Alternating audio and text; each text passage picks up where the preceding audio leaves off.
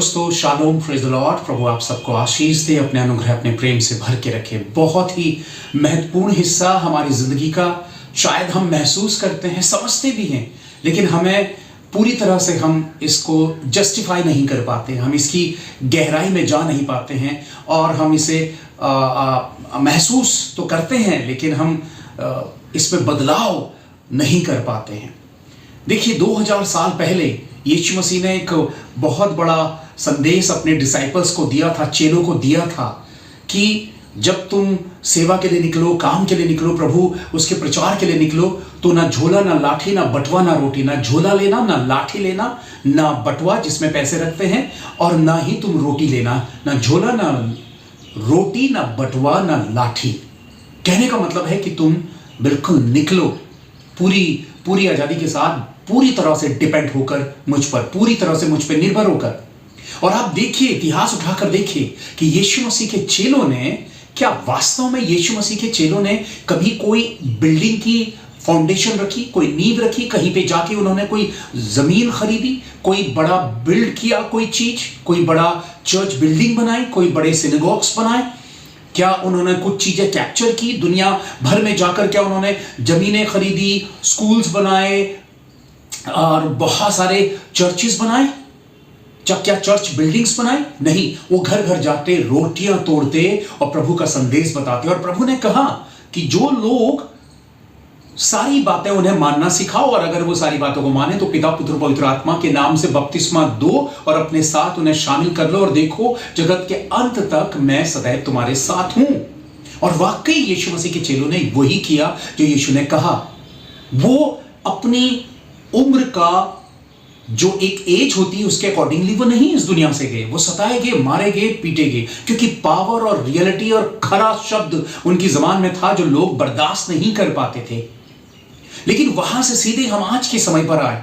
आज हम देखते हैं जिसके पास ज्यादा भीड़ है, ज्यादा लोग हैं, जिसका ड्रेसअप वो बहुत अच्छा ड्रेस का सेंस है, उसके पास बहुत अच्छे ब्रांडेड कपड़े हैं, बहुत अच्छी चर्च भीड़ है, बड़ी खूबसूरत चर्च की बिल्डिंग है, बहुत सारा बोलने का, उसको बहुत ही अट्रैक्ट करने का एक तजुर्बा है, उसके पास एक हजारों की बहुत अच्छी अच्छी क्वायर है, म्यूजिकल अच्छा सिस्टम है म्यूजिक का, और उसके पास भीड़ है, उसके पास जीने के बहुत अच्छे साधन हैं, अच्छी गाड़ियां हैं, अच्छा घर है, उसका रहन सहन, उसका लाइफ स्टाइल जो है वो बहुत स्टैंडर्ड का है। हम कहते हैं कि देखो ये परमेश्वर का बहुत खास बंदा है, इसके पास कितना कुछ है। हम तोलते हैं। क्या आज आत्मा की गहराई से, आत्मा के अभिषेक से, आत्मा की सामर्थ्य से किसी सेवक को तोला जाता है, पहचाना जाता है? क्या आत्मा की वाकई सच्चाई से क्या इंसान को हम परख पाते हैं? बिल्कुल भी नहीं। हमारा नजरिया जो है वो फिजिकल है, हमारा नजरिया शारीरिक है, दुनियावी है। हमारे पास कोई सोचने समझने और पहचानने की बिल्कुल ताकत नहीं है, क्योंकि हम पूरी वर्ल्डली हो चुके हैं। पूरा दुनियावी मन, दुनियावी सोच है, उसी के नजरिए से हम दुनिया को तोलते हैं और देखते हैं। हम सोचते हैं कि देखो किसका गेटअप अच्छा है, किसका स्टाइल अच्छा है, उसके पास हजारों और लाखों की भीड़ है, उसके पास मिरेकल्स होते हैं या तमाम चीजें। कुछ भी बुरा नहीं है। क्या समय के साथ हम मसीही लोगों ने बेहतर जीवन के स्तर को ही बेहतर मसीहत मान लिया, जबकि इसका किसी भी चीज के साथ, मसीहत के साथ, सच्ची मसीहत के साथ कोई कंपैरिजन नहीं है। यीशु मसीह को भी धोखा दिया था लूसीफर ने। जब वो 40 दिन के उपवास के बाद निकला था, उसने सारी दुनिया का जो ग्लैमर, वैभव, सारी पैसा, सब कुछ उसे देने के लिए ऑफर किया था। आज वही ऑफर हमारे सामने है।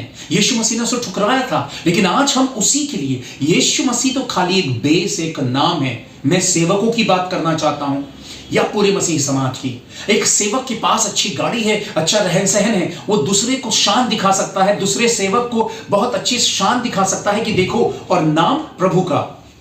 चाहे उसने कितनी तिकड़मबाजी से, कितने 420 से, या कितना दूसरों को झूठ या दूसरों को इमोशनली ब्लैकमेल करके कितना कुछ उसने हासिल किया हो, लेकिन वो कहेगा प्रभु की ओर से है, प्रभु की ओर से है। प्रभु की ओर से आत्मा का अभिषेक है, आत्मा का फल है। दुनियावी लोभ और लालच की चीजें देखकर वो खुदा अपने औलादों को बिगाड़ना, ठोकर का कारण नहीं बनाना चाहता है, लेकिन आज सच्चाई यही है, लोग नहीं पसंद करते हैं या उनकी ओर को ज्यादा अट्रैक्ट होते हैं जो बहुत अच्छी शान दिखा सकें और जिनके पास शान दिखाने के लिए मटेरियलिस्टिक साजो सामान है, बहुत कीमती और महंगा।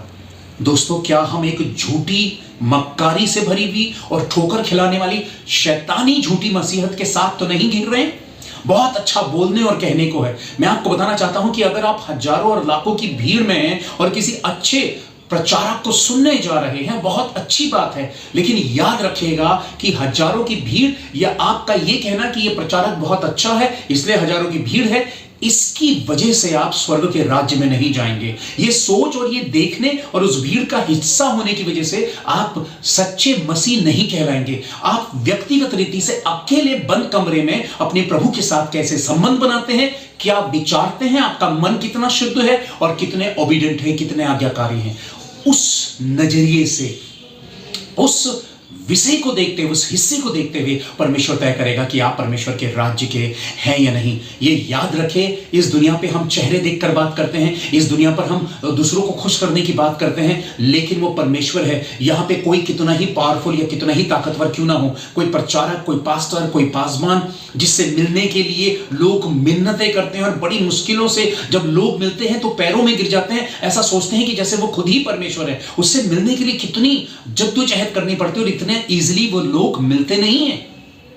लेकिन ये याद रखे, परमेश्वर ही वो शख्स है, मसीह यीशु वो शख्स है जो मुंह देखी बातें नहीं करता है। वो वास्तव में सही को सही और गलत को गलत कहता है, उसके सामने राजा हो या भिखारी हो। इसलिए हम मुंह देखी बातें करते हैं, हम पिघलते हैं, हम पैरों पे जाते हैं, लेकिन परमेश्वर न्याय करता परमेश्वर है। वो गलत को गलत और सही को सही कहेगा। वो गांठ गांठ, गुदे गुदे को वार पार भेदने वाला परमेश्वर है। उसे पता है कि मनुष्य बाहर से तो बहुत अच्छा और बहुत ही बेहतर नजर आता है, लेकिन वो भीतर से कहीं कीड़े पड़े हुए लाश तो नहीं है जो बाहर से चुना फिरी हुई कब्र के समान लगता है। तो आज मेरी सोच कि मेरे पास एक बेहतर गाड़ी हो, मेरे पास अच्छा घर हो, मेरे पास जीने के साधन हो, हर एक सेवक, हर एक प्रचारक की यही अभिलाषा, यही सोच है। उसका नजरिया, उसका मन संसार में है। हे यीशु, मैं अपने प्रभु से अपने आप को चुनौती देते हुए यह बात करता हूं कि मेरे खुदा, मुझे परख, क्या तू अगर मुझे किसी नाले के पास रखेगा, किसी गटर के पास रखेगा,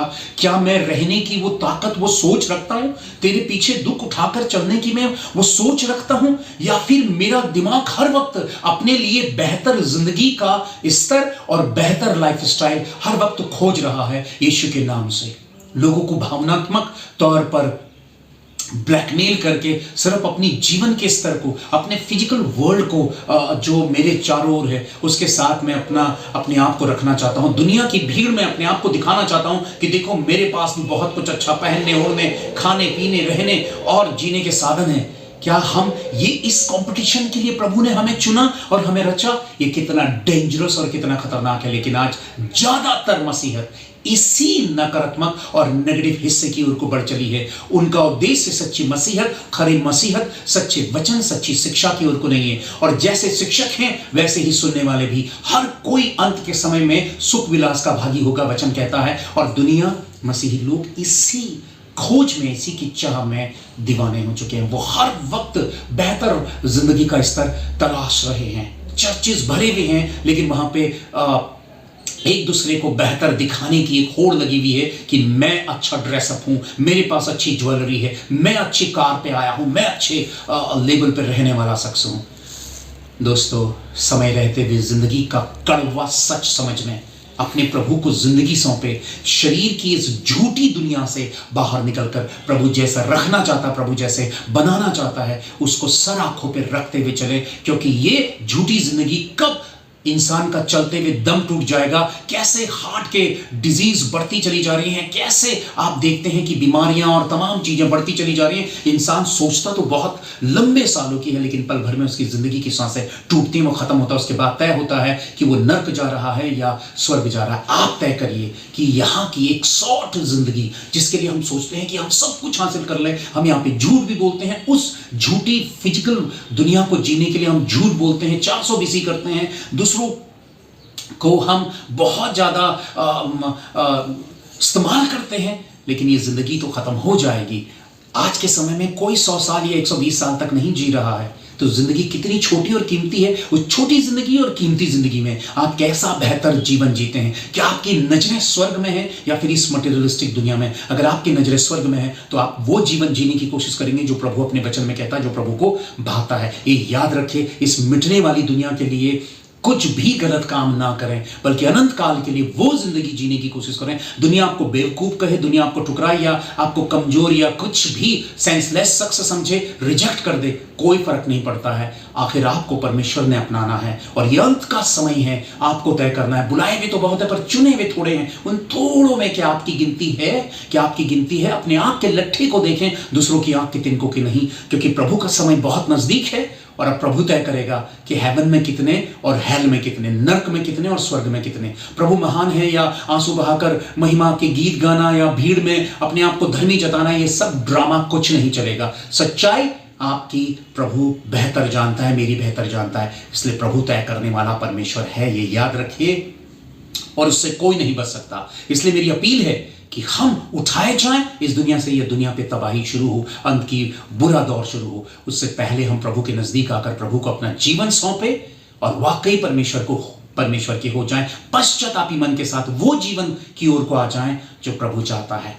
वाकई अगर आपको ये बात अच्छी और सच्ची लगी तो दूसरों तक जरूर शेयर करें। प्रभु आप सबको आशीष दे। Thank you. Praise the Lord.